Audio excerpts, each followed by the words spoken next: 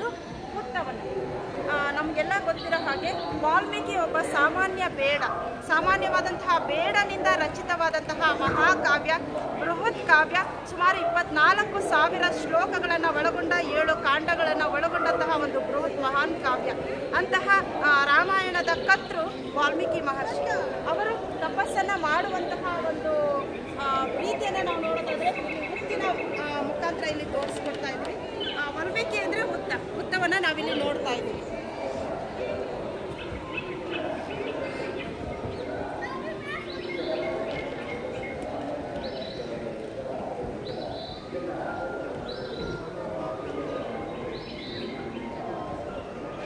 ನಾವಿಲ್ಲಿ ವಾಲ್ಮೀಕಿ ಆಶ್ರಮವನ್ನು ಕೂಡ ನೋಡ್ತಾ ಇದ್ವಿ. ವಾಲ್ಮೀಕಿ ಆಶ್ರಮ, ವಾಲ್ಮೀಕಿ ಲವಕುಶರನ್ನ ಸಾಕಿ ಸಲ್ಲುತ್ತಿದ್ದಂತಹ ಪೋಷಕ ವಾಲ್ಮೀಕಿಯ ಒಂದು ಆಶ್ರಮವನ್ನು ನೋಡ್ತಾ ಇದ್ವಿ ನಾವಿಲ್ಲಿ.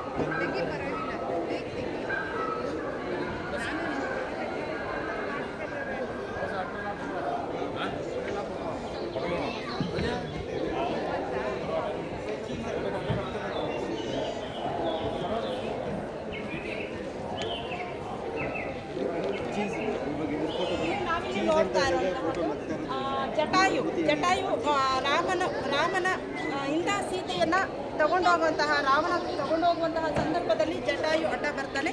ಆ ಸಂದರ್ಭದಲ್ಲಿ ಬಾಣದಿಂದ ರಾವಣ ತನ್ನನ್ನು ಗಾಯಪಡಿಸಿದಂತಹ ಸಂದರ್ಭದಲ್ಲಿ ನಾವಿಲ್ಲಿ ಜಟಾಯುವನ್ನು ನೋಡ್ತಾ ಇದ್ವಿ. ಹಾಗೆ ಒಂದು ಹದ್ದು ಏನು ಹೋಗ್ತಾ ಇದೆ ಮೇಲೆ ಅದನ್ನು ನೋಡ್ತಾ ಇದ್ವಿ. ವಾಲ್ಮೀಕಿ ಆಶ್ರಮವನ್ನು ನೋಡ್ತಾ ಇದ್ವಿ. ಅದೇ ರೀತಿಯಾಗಿ ವಾಲ್ಮೀಕಿ ಮಹರ್ಷಿಯನ್ನು ನೋಡ್ತಾ ಇದ್ವಿ. ಇಲ್ಲಿ ಲವಕುಶರ ಒಂದು ಪ್ರತಿಕೃತಿಯನ್ನು ಕೂಡ ನೋಡ್ತಾ ಇದ್ವಿ.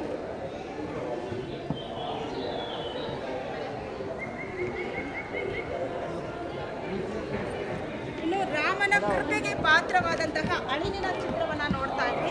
ರಾಮಾಯಣದಲ್ಲಿ ಅಳಿಲು ಕೂಡ ರಾಮನಿಗೆ ಅನನ್ಯವಾದಂತಹ ಭಕ್ತಿಯನ್ನು ತೋರಿಸುತ್ತೆ. ಆ ಒಂದು ರಾಮನ ಕೃಪೆಗೆ ಪಾತ್ರವಾದಂತಹ ಅಳಿಲಿನ ಚಿತ್ರವನ್ನು ನಾವಿಲ್ಲಿ ನೋಡ್ತಾ ಇದ್ವಿ.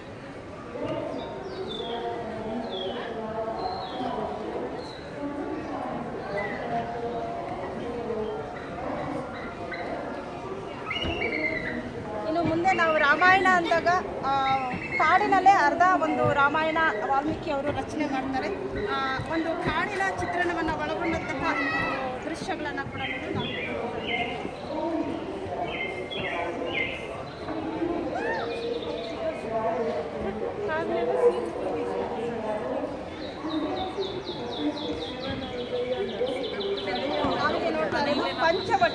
ಪಂಚವಟಿ ಅಂದರೆ 5 ಆಲದ ಮರಗಳಿಂದ ಕೂಡಿದಂತಹ ಒಂದು ಪ್ರದೇಶ.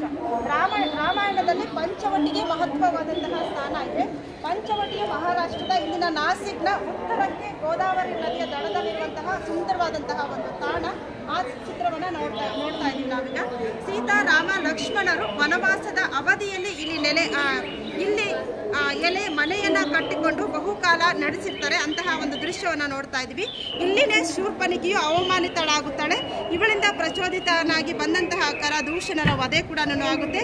ಚಿನ್ನದ ಜಿಂಕೆಯ ರೂಪದಲ್ಲಿ ಬಂದಂತಹ ಮಾರೀಚಿಕನ ಅತ್ತೆಯಾಗುವಂತಹ ರಾವಣನಿಂದ ಸೀತಾಪಹರಣ ನಡೆಯುವುದು ಕೂಡ ಈ ಒಂದು ಜಾಗದಲ್ಲೇ, ಅಂದರೆ ಪಂಚವಟಿಯ ಜಾಗದಲ್ಲಿ. ಇದನ್ನು ತಡೆಯಲು ಹೋದ ಜಟಾಯು ವಧೆಯಾಗುವಂತಹ ಪಂಚವಟಿಯನ್ನು ನಾವೀಗ ನೋಡ್ತಾ ಇದ್ವಿ. ಅಂತಹ ದೃಶ್ಯವನ್ನು ನಾವಿಲ್ಲಿ ನೋಡ್ತಾ ಇದ್ವಿ. ಹಾಗೆಯೇ ಹುತ್ತವನ್ನು ಕೂಡ ನೋಡ್ತಾ ಇದ್ವಿ. ವಾಲ್ಮೀಕಿ ಅಂದರೆ ಹುತ್ತದ ಒಂದು ದೃಶ್ಯವನ್ನು ನೋಡ್ತಾ ಇದ್ವಿ.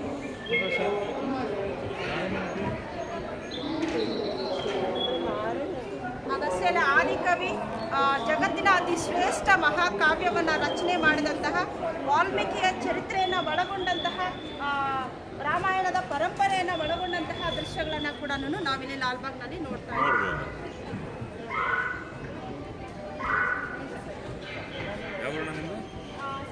ಇಲ್ಲಿ ಆದಿಕವಿ ವಾಲ್ಮೀಕಿ ಅವರು ರಾಮಾಯಣ ರಚನೆ ಮಾಡ್ತಾ ಇರುವಂತಹ ಒಂದು ಸುಂದರವಾದಂತಹ ದೃಶ್ಯವನ್ನು ನೋಡ್ತಾ ಇದ್ವಿ. ಸುಮಾರು 2.5 ಕೋಟಿ ವೆಚ್ಚದಲ್ಲಿ ಈ ಸಲದ ಒಂದು ಫಲಪುಷ್ಪ ಪ್ರದರ್ಶನ ನಡೀತಾ ಇದೆ. ರಾಮಾಯಣದ ಕರ್ತೃವಾದಂತಹ ವಾಲ್ಮೀಕಿ ಮಹರ್ಷಿಯ ಚರಿತ್ರೆಯನ್ನು ಒಳಗೊಂಡಂತಹ ಒಂದು ದೃಶ್ಯವನ್ನು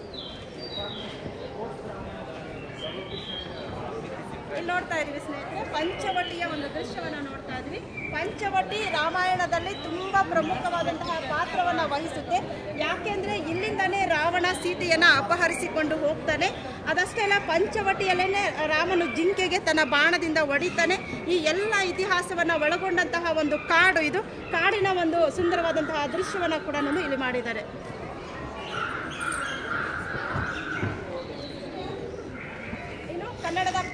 ಕವಿಗಳಲ್ಲಿ ಪಂಪನನ್ನು ನಾವು ಹೇಗೆ ಮರೆಯೋದಕ್ಕೆ ಸಾಧ್ಯ? ಆದಿಕವಿ ಅಂತ ಕರಿತೀವಿ. ಪಂಪನ ಒಂದು ಚಿತ್ರವನ್ನು ನೋಡ್ತಾ ಇದ್ವಿ. ನಾಗಚಂದ್ರ ಅಭಿನವ ಪಂಪ, ರಾಮಾಯಣ ರಾಮಚಂದ್ರ ಚರಿತ. ಅಂದರೆ ವಾಲ್ಮೀಕಿ ಏನು ರಚನೆ ಮಾಡಿದ್ದಾರೆ ರಾಮಾಯಣ, ಅದರ ಕಥೆಯನ್ನು ಆಧರಿಸಿ ತಮ್ಮದೇ ಆದ ಶೈಲಿಯಲ್ಲಿ ಆದಿಕವಿ ಪಂಪ ಕೂಡ ರಾಮಾಯಣವನ್ನು ರಚನೆ ಮಾಡ್ತಾರೆ. ಅವರ ಒಂದು ಸುಂದರವಾದಂತಹ ಪ್ರತಿಮೆಯನ್ನು ನೋಡ್ತಾ ಇದ್ವಿ. 11ನೇ ಶತಮಾನದ ಕನ್ನಡ ಕವಿ ನಾಗಚಂದ್ರ, ಇವರನ್ನ ಅಭಿನವ ಪಂಪ ಅಂತ ಬಿರುದಿನಿಂದ ಕೂಡ ಕರೀತಾರೆ. ರಾಮಾಯಣ ರಾಮಚಂದ್ರ ಚರಿತ ಪುರಾಣ, ಪಂಪ ರಾಮಾಯಣ ಈ ಮೊದಲಾದಂತಹ ಕೃತಿಗಳನ್ನು ಇವರು ರಚನೆ ಮಾಡಿದ್ದಾರೆ. ಇನ್ನು ನಾವಲ್ಲಿ ನೋಡ್ತಾ ಇರೋದು ಕುಮುದೇಂದ್ರ ಮುನಿ ರಾಮಾಯಣವನ್ನ ಇವರು ರಚನೆ ಮಾಡ್ತಾರೆ. ಯಾವ ರೀತಿಯಾಗಿ ಅಂದರೆ ಕುಮದೇಂದು ರಾಮಾಯಣ ಎನ್ನುವಂತಹ ಹೆಸರಿನಲ್ಲಿ ಇವರು ರಚನೆ ಮಾಡ್ತಾರೆ.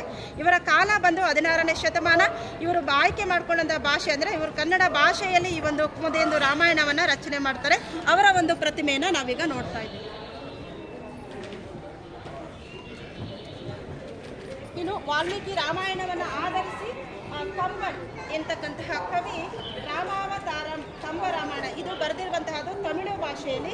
12ನೇ ಶತಮಾನದಲ್ಲಿ ರಾಮಾಯಣವನ್ನು ಆಧಾರವಾಗಿಟ್ಟುಕೊಂಡು ಇವರು ಮತ್ತೊಂದು ಕೃತಿಯನ್ನು ರಾಮಾಯಣದ ಮೇಲೆ ರಚನೆ ಮಾಡ್ತಾರೆ. ಆ ಕಥೆಯ ಹೆಸರು ಅಥವಾ ಆ ಒಂದು ಕಾವ್ಯದ ಹೆಸರು ಬಂದು ರಾಮಾವತಾರಂ. ಇದನ್ನೇ ಕಂಬ ರಾಮಾಯಣ ಅಂತ ಕೂಡ ಹೇಳ್ತಾರೆ. ಇವರು 12ನೇ ಶತಮಾನದಲ್ಲಿ ತಮಿಳು ಭಾಷೆಯಲ್ಲಿ ರಚನೆ ಮಾಡ್ತಾರೆ. ಇನ್ನು ಹಾಗೆಯೇ ತೆಲುಗಿನ ರಂಗನಾಥ ಎನ್ನುವಂತಹವರು ಕೂಡ ರಾಮಾಯಣವನ್ನು ರಚನೆ ಮಾಡ್ತಾರೆ. ವಾಲ್ಮೀಕಿಯ ರಾಮಾಯಣವನ್ನು ಆಧರಿಸಿ ಅದರ ಒಂದು ಆಧಾರದ ಮೇಲೆ ಅವರು ಕೂಡ ರಾಮಾಯಣವನ್ನು ತಮ್ಮದೇ ಆದ ಶೈಲಿಯಲ್ಲಿ 14ನೇ ಶತಮಾನದಲ್ಲಿ ತೆಲುಗು ಭಾಷೆಯಲ್ಲಿ ರಚನೆ ಮಾಡ್ತಾರೆ. ರಂಗನಾಥರವರನ್ನು ನಾವಲ್ಲಿ ನೋಡ್ತಾ ಇದ್ದೀವಿ. ಅವರ ಪ್ರತಿಮೆಯನ್ನು ನೋಡ್ತಾ ಇದ್ದೀವಿ. ಈ ಸಲದ ಫಲಪುಷ್ಪ ಪ್ರದರ್ಶನದಲ್ಲಿ ಪ್ರತಿಯೊಬ್ಬರೂ ತಿಳಿದುಕೊಳ್ಳಲು ಆಸಕ್ತಿಯನ್ನು ತೋರಿಸುವಂತಹ ಒಂದು ವಿಚಾರವನ್ನು ಆಯ್ಕೆ ಮಾಡಿಕೊಂಡಿದ್ದಾರೆ. ನಮ್ಮ ರಾಮಾಯಣದ ಪಾತ್ರಗಳ ಜೊತೆಗೆ ಪ್ರಮುಖ ಕವಿಗಳ ಚಿತ್ರಗಳನ್ನು ಕೂಡ ನೋಡ್ತಾ ಇದ್ದೀವಿ. ನಾವಿಲ್ಲಿ ತೊರವೆ ನರಸಿಂಹ ಕುಮಾರ ವಾಲ್ಮೀಕಿ ಅವರನ್ನು ನೋಡ್ತಾ ಇದ್ದೀವಿ. ಇವರು ತೊರವೆ ರಾಮಾಯಣ ಅಂತಕ್ಕಂತಹ ಒಂದು ರಾಮಾಯಣದ ಕಥೆಯನ್ನು ಆಧರಿಸಿದಂತಹ ಒಂದು ಕಾವ್ಯವನ್ನು ರಚನೆ ಮಾಡಿದ್ದಾರೆ, ಕೃತಿಯನ್ನು ರಚನೆ ಮಾಡಿದ್ದಾರೆ. ಇವರ ಭಾಷೆ ಬಂದು ಕನ್ನಡ, ಇವರ ಕಾಲ ಬಂದು 15ನೇ ಶತಮಾನ. ಇನ್ನು ಕುವೆಂಪು ಅವರು ಕನ್ನಡಕ್ಕೆ ಮೊದಲ ಜ್ಞಾನಪೀಠ ಪ್ರಶಸ್ತಿಯನ್ನು ತಂದುಕೊಟ್ಟಂತಹ ಕವಿ ಕುವೆಂಪು ಅವರನ್ನು ನಾವು ಹೇಗೆ ಮರೆಯೋದಕ್ಕೆ ಸಾಧ್ಯ? ಕನ್ನಡ ಇತಿಹಾಸ ಇರುವವರೆಗೂ, ಕನ್ನಡ ಕಾವ್ಯ ಇರೋವರೆಗೂ, ಕನ್ನಡ ಭಾಷೆ ಇರುವವರೆಗೂ ಕೂಡ ಕುವೆಂಪುವನ್ನು ಮರೆಯೋದಕ್ಕೆ ಸಾಧ್ಯ ಇಲ್ಲ. ಕುವೆಂಪು ಅವರ ಒಂದು ಪ್ರತಿಮೆಯನ್ನು ನಾವಿಲ್ಲಿ ನೋಡ್ತಾ ಇದ್ವಿ. ಕುವೆಂಪು ಅವರ ಶ್ರೀ ರಾಮಾಯಣ ದರ್ಶನಂ ಕೃತಿಗೆ ಜ್ಞಾನಪೀಠ ಪ್ರಶಸ್ತಿ ಬರುತ್ತೆ. ಅವರು ತಮ್ಮದೇ ಆದ ಶೈಲಿಯಲ್ಲಿ ಚಂಪು ಕಾವ್ಯದ ಚಂಪು ಛಂದಸ್ಸಿನ ಪ್ರಕಾರದಲ್ಲಿ ಅವರು ರಾಮಾಯಣವನ್ನು ರಚನೆ ಮಾಡ್ತಾರೆ. ಅವರ ಕೃತಿಯ ಹೆಸರು ಬಂದು ಶ್ರೀ ರಾಮಾಯಣ ದರ್ಶನಂ. ನಾವಿಲ್ಲಿ ನೋಡ್ತಾ ಇರೋದು ತುಳಸಿದಾಸ, ಗೋಸ್ವಾಮಿ ತುಳಸಿದಾಸ್ ಅಂತ ಕೂಡ ಇವರನ್ನ ಹೇಳ್ತಾರೆ. ಇವರು ರಾಮಾಯಣವನ್ನು ರಾಮಚರಿತ ಮಾನಸ ಎಂತಕ್ಕಂತಹ ಒಂದು ಹೆಸರಿನಲ್ಲಿ ರಚನೆ ಮಾಡ್ತಾರೆ. ಇವರ ಅವಧಿ ಬಂದು ಅದು ಅವಧಿಯನ್ನು ಕೊಟ್ಟಿಲ್ಲ, ಅವರು ಭಾಷೆಯನ್ನು ಕೊಟ್ಟಿದ್ದಾರೆ. ಕಾಲ ಬಂದು 16ನೇ ಶತಮಾನದಲ್ಲಿ ಇವರು ರಚನೆ ಮಾಡ್ತಾರೆ. ತುಳಸಿದಾಸ್, ಗೋಸ್ವಾಮಿ ತುಳಸಿದಾಸ್ ಅಂತ ಕೂಡ ಇವರನ್ನ ಹೇಳ್ತಾರೆ. ಕನ್ನಡ ಭಾಷೆಯಲ್ಲಿ 20ನೇ ಶತಮಾನದಲ್ಲಿ ಕನ್ನಡಕ್ಕೆ ಜ್ಞಾನಪೀಠ ಪ್ರಶಸ್ತಿಯನ್ನು ತಂದುಕೊಟ್ಟಂತಹ ಕವಿ ಕುವೆಂಪು ಅವರ ಪ್ರತಿಮೆಯನ್ನು ನಾವಿಲ್ಲಿ ನೋಡ್ತಾ ಇದ್ವಿ. ರಾಮಾಯಣವನ್ನು ಆಧಾರವಾಗಿಟ್ಟುಕೊಂಡು ವಾಲ್ಮೀಕಿ ರಚನೆ ಮಾಡಿರ್ತಕ್ಕಂತಹ ರಾಮಾಯಣವನ್ನು ಆಧಾರವಾಗಿಟ್ಟುಕೊಂಡು ಕುವೆಂಪು ಅವರು ಚಂಪು ಛಂದಸ್ಸಿನಲ್ಲಿ ಶ್ರೀ ರಾಮಾಯಣ ದರ್ಶನಂ ಎಂತಕ್ಕಂತಹ ಒಂದು ಕೃತಿಯನ್ನು ಬರೀತಾರೆ. ಆ ಕೃತಿಗೆ ಅವರಿಗೆ ಜ್ಞಾನಪೀಠ ಪ್ರಶಸ್ತಿ ಕೂಡ ಬರುತ್ತೆ. ಕನ್ನಡದ ಮೊಟ್ಟ ಮೊದಲ ಜ್ಞಾನಪೀಠ ಪ್ರಶಸ್ತಿ ಪುರಸ್ಕೃತ ಕುವೆಂಪು ಅವರ ಪ್ರತಿಮೆಯನ್ನು ನಾವೀಗ ನೋಡ್ತಾ ಇದ್ದೀವಿ.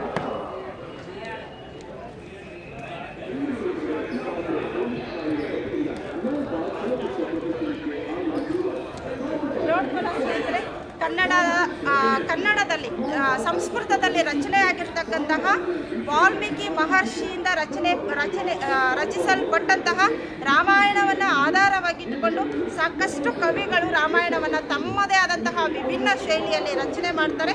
ಅಂತಹ ರಾಮಾಯಣವನ್ನು ಆಧರಿಸಿ ರಚನೆ ಮಾಡಿರುವಂತಹ ಎಲ್ಲ ಕೃತಿಗಳನ್ನು ಹಾಗೆ ಕವಿಗಳ ಪ್ರತಿಮೆಗಳನ್ನು ಕೂಡ ನಾವು ಇವತ್ತಿನ ದಿನ ಲಾಲ್ಬಾಗ್ನಲ್ಲಿ ನೋಡ್ತಾ ಇದ್ದೀವಿ.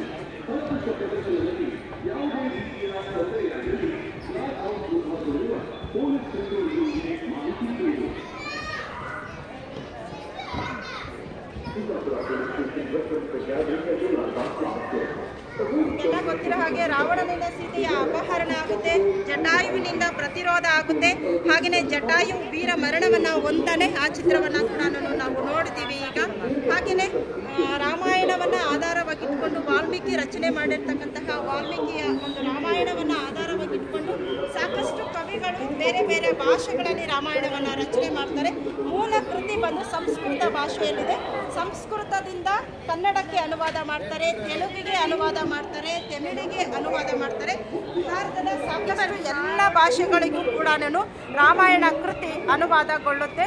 ರಾಮಾಯಣ ಎಂದಾಗ ನಮಗೆ ಆದರ್ಶ ಪುರುಷ ರಾಮ, ಸೀತೆ, ಲಕ್ಷ್ಮಣ, ರಾವಣ ಹೀಗೆ ಪ್ರಮುಖ ಪಾತ್ರಗಳನ್ನು ನೋಡ್ತೀವಿ. ಲವ ಕುಶರಿಗೆ ಆಶ್ರಯವನ್ನು ಕೊಟ್ಟಂತಹ ವಾಲ್ಮೀಕಿ ರಚನೆ ಮಾಡ್ತಾರೆ ರಾಮಾಯಣವನ್ನು.